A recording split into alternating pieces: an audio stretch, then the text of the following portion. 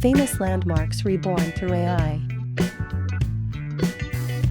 Let's dive into Eilean Donan Castle. Perched on a rocky islet where three lochs, Loch Duach, Loch Long and Loch Alsh, converge in the western Highlands of Scotland, this stone stronghold gleams like a jewel against the misty waters an hour's drive from Inverness near the village of Dorney.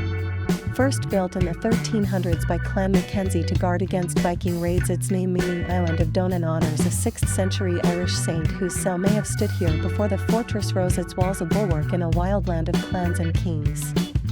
The castle's early years saw it grow into a sprawling complex with towers and keep its strategic spot controlling sea routes, a prize fought over by rival chieftains until the Jacobite uprising of 1719, when Spanish troops allied with the clans garrisoned it, only to be blasted to ruins by English warships, their cannons leaving it a shattered husk for 2 centuries.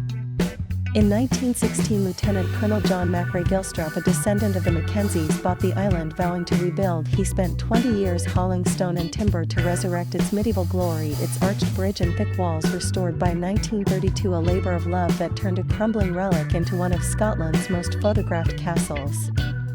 Inside, the great hall glows with warmth, its wooden beams and roaring fireplace hosting imagined feasts of old where pipers played and lairds toasted with whiskey, now staged for visitors who climb its spiral stairs to chambers filled with clan relics like swords and tartans.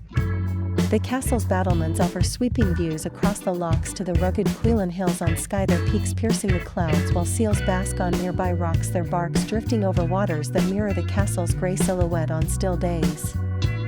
Hollywood embraced its romance, casting it in films like Highlander and The World Is Not Enough, its rugged charm a backdrop to tales of heroism and intrigue, drawing 500,000 visitors yearly over the narrow bridge that links it to the mainland.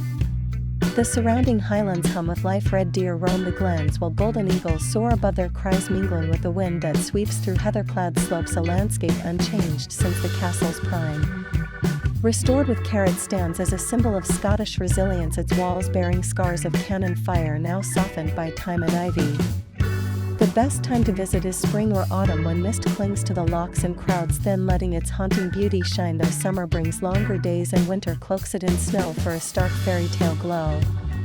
Eilean Donan isn't just a castle, it's a Highland saga etched in stone where history whispers through the mist. Enjoy the show, subscribe now and tell us your next landmark.